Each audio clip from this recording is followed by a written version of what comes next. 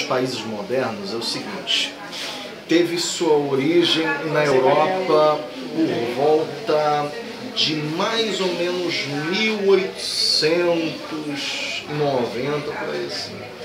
Era a questão da colonização. Aí, como é que as nações europeias elas iriam dividir o mundo entre si para colonizar?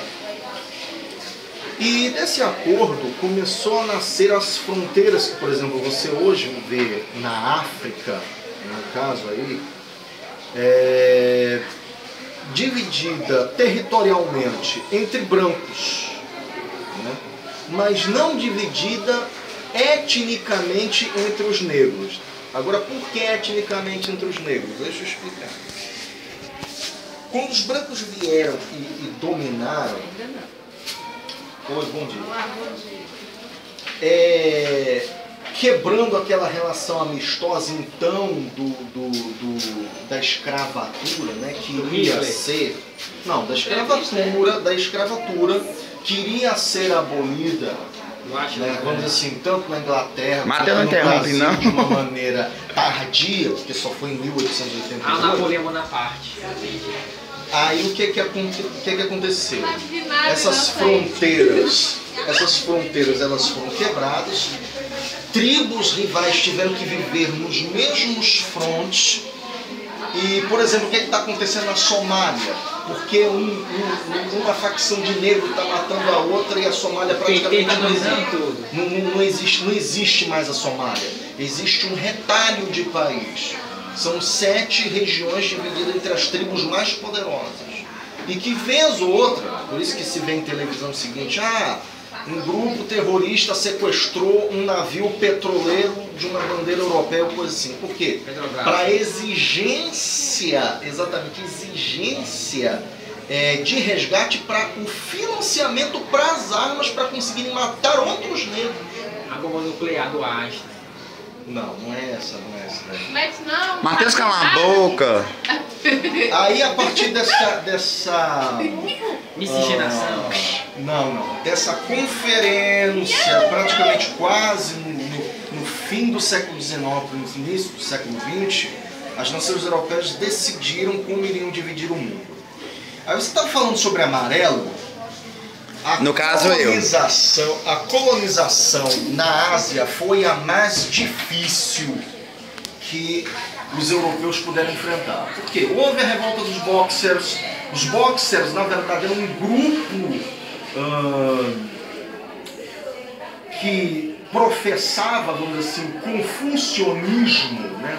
Que é uma mistura de religião com filosofia, e que eles decapitavam as cabeças de qualquer europeu, sequestravam um trem, matavam missionários espetando as cabeças deles nas lanças, uma coisa terrível. Tinha balas. E aí o que aconteceu? Os europeus tiveram que se juntar, porque os Boxers eles estavam começando a ganhar apoio popular. Se os Boxers eles não fossem esmagados, a China ela seria tomada dos europeus e reconquistada por essa parte dos chineses da sociedade dos Boxers. Ah, por isso que tem cearense em todo canto, né? Não. O que tem a ver, Matheus, cearense? O que acontece? Para, mano. Mentira, isso aqui vai puxar no nacional. Aí o que aconteceu? Foi difícil não só nesse aspecto, entendeu? Finalmente chineses e japoneses eles foram conquistados. Para você ter uma ideia, no Japão,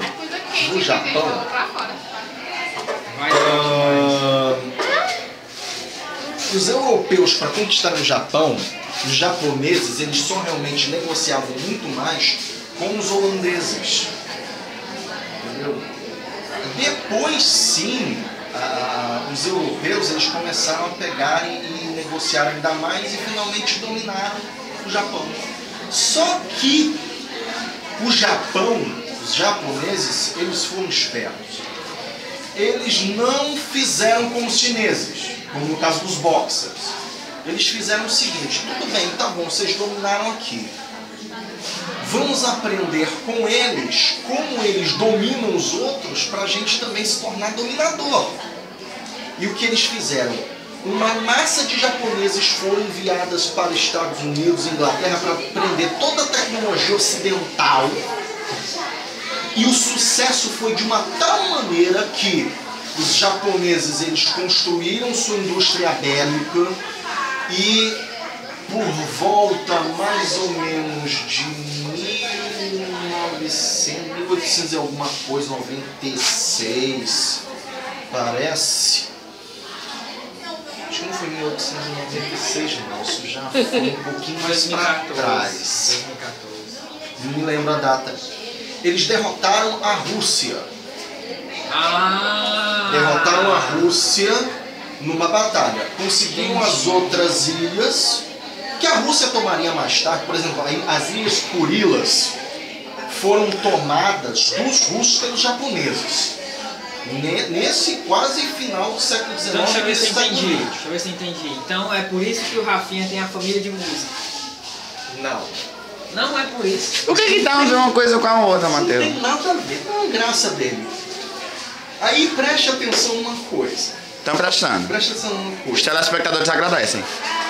O Japão tomou as Ilhas Kurilas, que é mais ou menos perto do Ártico, né, dos russos. E foi uma grande perda. Tanto é que os russos, depois da Segunda Guerra Mundial, tomaram as Ilhas Kurilas do Japão de volta para o território russo. Mas essa derrota, apesar de que a Rússia não era essa potência militar toda, porque basicamente nos tempos dos czares era uma economia muito atrasada, porque ainda era muito agrária, ok? E a Rússia ela fez o caminho inverso das potências ocidentais, porque começaram a dominar para o leste e não para o oeste. O oeste, no caso, assim, dominar as Américas, dominar a parte a África, etc. Aí o que aconteceu, né? A Rússia ela quis também tomar o Japão, só que os japoneses, como eles tinham aprendido com os ocidentais, conseguiram bater a Rússia.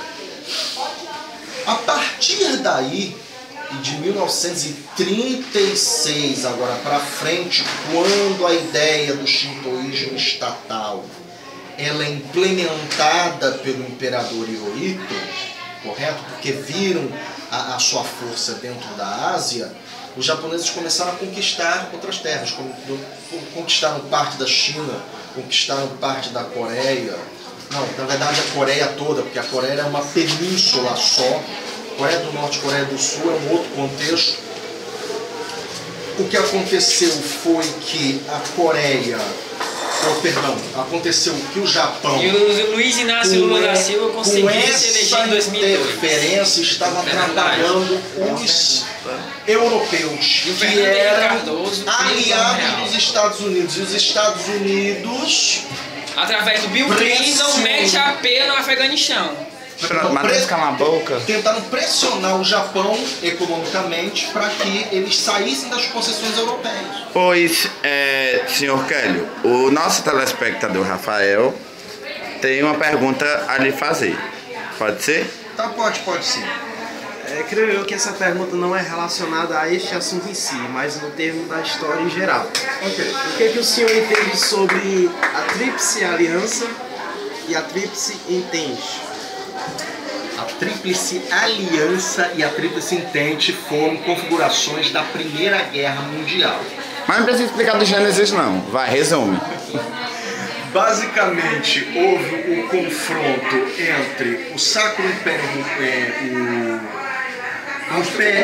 o Austro-Húngaro, o Império Alemão, juntamente com a Itália, e que se defrontaram contra todo o resto do mundo. Agora, na verdade, a Primeira Guerra Mundial é uma grande coxa de retalhos, né? Cada um entrou na Primeira Guerra Mundial por interesse.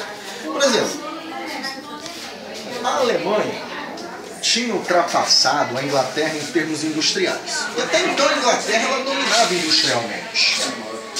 Por isso que Napoleão Bonaparte fracassou miseravelmente para dominar a Europa. Por quê? Porque a indústria francesa não se equiparava à indústria inglesa. A Alemanha conseguiu esse feito. Ótimo, excelente. E o que é que aconteceu? Já a Inglaterra não gostou disso.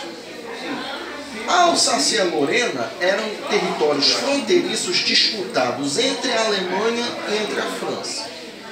Quando a França perdeu a Alsácia e a Lorena na guerra da unificação, na verdade da unificação da Alemanha, colocada por Otto von Bismarck, chamado Marechal de Ferro, a França também não ficou contente.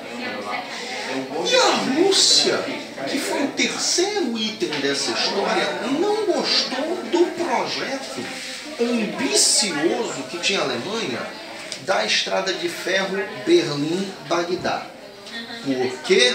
Porque passava pelas suas possessões, que era justamente a região dos Balcãs. Essa mesmo que vocês viram em televisão, que houve guerra étnica, onde estava a Iugoslávia, e a Iugoslávia se desintegrou, e dessa desintegração nasceu aquela coisa da limpeza étnica, que o pessoal automaticamente lembrou os horrores do nazismo. Então a Rússia não gostou. Vai deixar o pessoal tonto. Então o que aconteceu?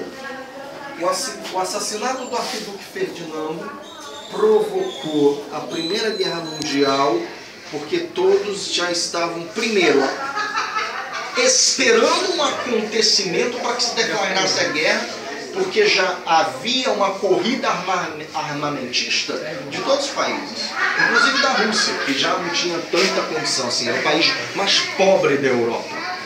Vamos dizer assim, uma das potências mais pobres da Europa. Pergunta: existiu ditadura no Brasil?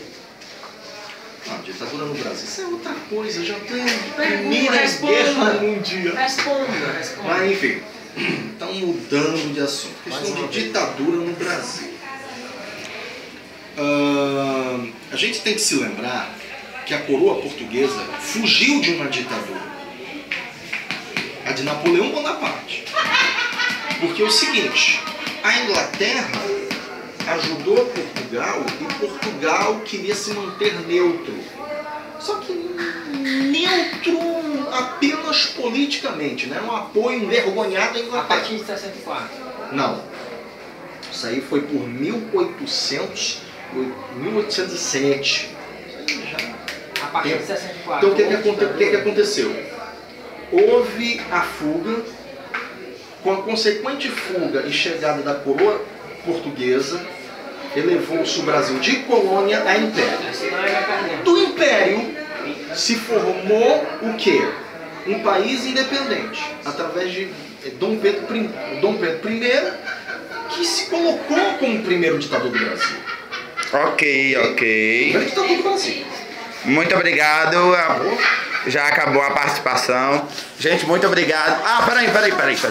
Diga um recado para o pessoal que vai fazer o Enem 2014 e um tema que você acha que vai cair sobre o assunto história. Olha, realmente... De acordo com a realidade. Que a questão do Enem, no geral, nesses concursos, é o assunto mais atual. O que eu tenho a dizer é que vocês precisam exatamente se atualizar, ver muito telejornal, ler revista. Eu sei que tem gente que morre de preguiça de ler revista. Tem uma pessoa até que já me disse uma vez que não lia revista porque tinha dor de cabeça. Fui eu não. Então, no caso, vocês têm que ler, ter domínio de conhecimento, porque com domínio de conhecimento do atual, vocês vão sair muito bem, inclusive na redação. Muito obrigado. E aqui a gente encerra o nosso telejornal CRAS TV. Muito obrigado pela participação.